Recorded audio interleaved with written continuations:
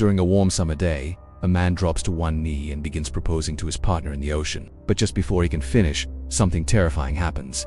Unseen force yanks him under the waves. At first, the woman laughs, thinking it's just a silly prank. But that smile fades fast when she sees blood spreading through the water.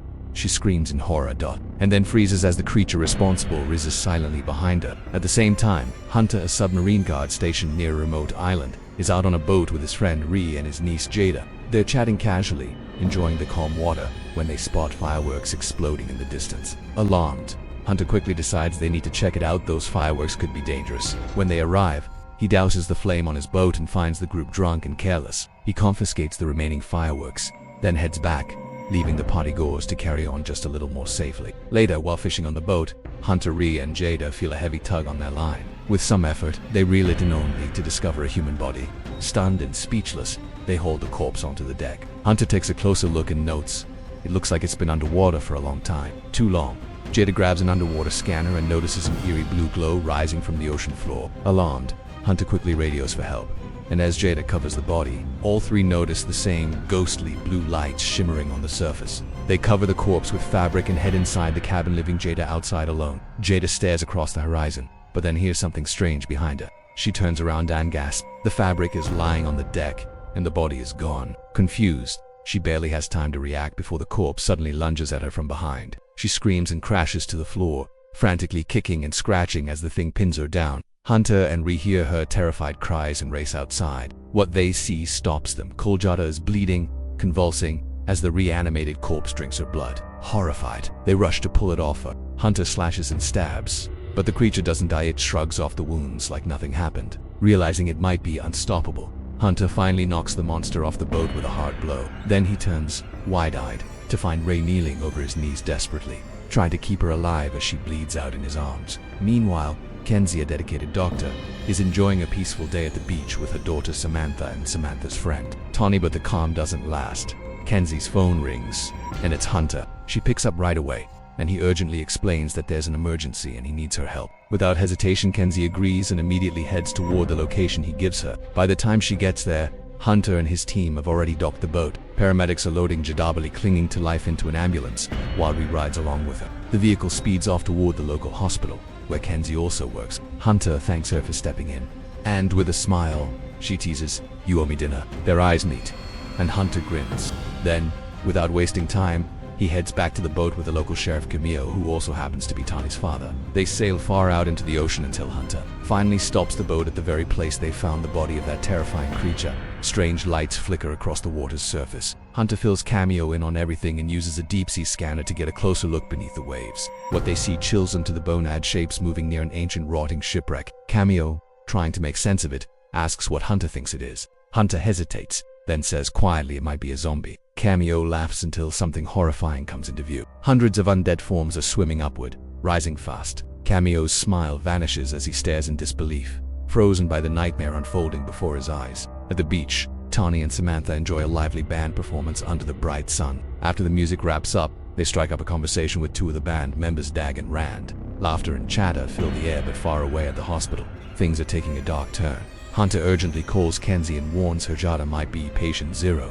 He tells her to isolate her immediately, but before Kenzie can even respond, loud Sea Guard sirens begin wailing through the area, ordering immediate evacuation. The sky darkens fast, and the ocean starts to swell. A massive tidal wave is coming. Hunter and Cameo waste no time. They contact the beach's control tower and shout for them to clear the area now, but it's already too late. The monstrous wave charges in, except this isn't just water. It's filled with zombies. As the wave crashes toward them, Hunter and Cameo are frozen in disbelief. The sheer horror paralyzes them for a moment. Then Hunter scrambles to find shelter, but there's no time to run. They dive into the boat's cabin just as the tsunami slams ashore, flattening everything and scattering decaying zombie bodies across the land. And somehow, against all odds, Hunter and Cameo survive the impossible. Bruised but breathing, they crawl out of the wreckage only to find chaos waiting. The zombies are rising again from the debris and water, hungry and relentless. Hunter and Cameo fight back. Hardy's got a gun, Cameo swinging a machete, but it's not enough. Thinking fast, Hunter fires up the boat's turbine and uses it like a zombie blender, shredding a horde of the undead and giving terrified survivors a much-needed chance to run for their lives. From a distance, Tawny, Samantha, Dag, and Rand catch sight of the horrifying chaos unfolding near the shoreline. Without wasting a second, they rush off, desperate to get to safety before it's too late. Meanwhile, at the hospital, Rhys sits silently beside Jada, holding her hand and hoping she'll wake up. Suddenly, her eyes flutter open. She whispers that she feels cold, and hungry. But before Rhys can react, she collapses again. When she wakes a second time, something is terribly wrong. Her face looks different, her eyes lifeless. Just then, a nurse walks in and Jada pounces. She sinks her teeth into him, biting like an animal as blood splashes everywhere. Rhys stares in shock and horror before bolting from the room, finally understanding that Jada is no longer human. Elsewhere, Hunter and Cameo stumble across Tani's parked car and jump in to get away. But when Hunter checks the back seat, he finds a surprise. The same couple from the fireworks party is hiding there. With no time to argue, he tells them to come along as they head toward the police station. Once at the station, things take a grim turn. Blaine, the guy from the couple, turns on everyone. He pushes his girlfriend Connie straight into the path of a zombie and runs, letting her die just to save himself. Back at the hospital, Kenzie returns and senses something is horribly off. The halls are silent as silent. Then she sees it. Jada crouched over a lifeless body, feeding. Kenzie screams and takes off running as Jada gives chase. Rhys finds her just in time and yanks her into a nearby room. They barricade the door, but it's no use. Infected hospital staff join Jada and crash through the barricade, forcing them to flee in panic through the long, twisting corridors. At the police station, Blaine completely snaps. He grabs a gun like a madman and shoots a cop right in front of everyone. He screams for access to the station's weapons, clearly ready to unleash more chaos. But before he can do more damage, Hunter steps in and knocks him out cold with a single blow. It's clear now people like Blaine might be even more dangerous than the zombies out there. Meanwhile, Tani and her group dash toward a nearby shopping mall, hoping to find shelter. But disaster strikes. Dag twists his ankle and starts to lag behind. They keep moving cautiously, but it's not enough. Out of nowhere, a zombie lunges and bites Rand right in front of everyone. Panic explodes. Screams echo as the group splits up in the frenzy. Tani gets separated from Samantha and Dag and manages to escape outside. Samantha, heart racing, yells for her to run and promises, "I'll find you later." She then drags the limping Dag away from the danger, refusing to leave him behind. Back at the police station, Hunter and Cameo waste no time. They handcuff the now unconscious Blaine to a bed inside one of the cells. No more chances for him. Cameo keeps trying to radio for backup, but there's nothing, only static. Then, while Hunter is distracted, Cameo quietly pulls an envelope from a hidden safe labeled Revoke Pharmaceuticals. He glances at it, then quickly shreds it before anyone sees. At the same time, Hunter checks the station's computer and makes a chilling discovery. The ghost ship they spotted earlier is registered to Revoke Industries. His gut twists. Someone's gone to great lengths to bury the truth. Out of nowhere, zombies come crashing through the police station windows, glass flying everywhere. Hunter and Cameo drop everything and bolt toward the armory. There's no time to waste. After grabbing guns and gear, they make a tough decision. They're leaving Blaine behind. He's still cuffed to the bed, yelling for help, but they don't even look back. As the undead flood in, Blaine screams for them to take him, but his cries are ignored. Hunter and Cameo charge through the station's front doors using police shields to push back the growing horde. Cameo fires rapidly, dropping zombies left and right, while Hunter blasts a huge group coming from the street with a bazooka, sending bodies flying in every direction. Just as they think they might get a break, they spot another horrifying scene: a second zombie-filled tsunami wave rolling straight toward the town. Realizing there's no way to stand their ground, the two leap into a truck and speed off, heading into the woods with a monstrous wave crashing behind them. Elsewhere, Samantha and Dag spot Ivan, a third band member, chilling inside a car, headphones on, completely unaware of the nightmare unfolding around him. They knock frantically, and he casually opens the door. They scramble inside, but Ivan leaps right back out and starts attacking nearby zombies, still clueless about how dangerous things really are. Samantha and Dag scream at him to get back in, but when they see a zombie about to bite him, they slam the door shut and scramble to start the car, desperate to get out before they suffer the same fate. Meanwhile, Tani runs until she finds a remote house surrounded by a tall fence. She rings the doorbell over and over, begging for help. A voice crackles through the intercoms, a man who refuses to open the gate, saying he won't risk letting in someone infected. Tani desperately insists she has no bite marks and proves it on the spot. Finally, the gate unlocks. She steps inside, and the man introduces himself as Marty. He calmly reveals he's been tracking the outbreak, and even keeping zombies in his basement to study and experiment on. Inside Marty's fortified home, Tani grabs his radio and quickly contacts her father. Cameo, she lets him know she's safe, but there's no time to relax. She urgently pleads for him to rescue Samantha and Dag, who are still out there facing the madness alone. Back at the police station, Blaine somehow manages to free himself from the handcuffs.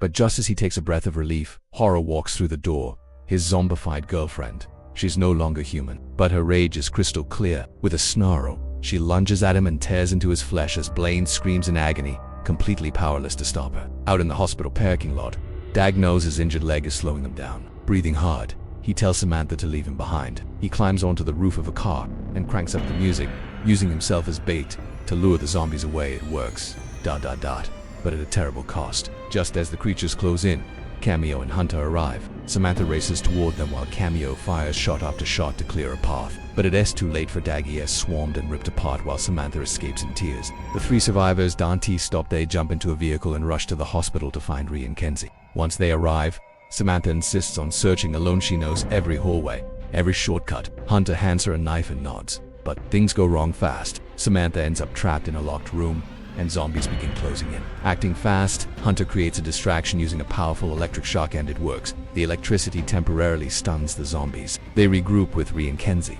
and as they flee the hospital, Kenzie takes a hard look at the creatures. They don't look natural, she mutters. They were experimented on. The group speeds toward Marty's secluded mansion and finally reunites with Tawny. Marty quickly lets them inside, but the moment feels anything but safe. Suddenly, the zombie Marty had been experimenting on breaks loose and viciously bites Tanny's father, Cameo, on the hand. Marty reacts fast, hitting the creature with a taser and dropping it instantly.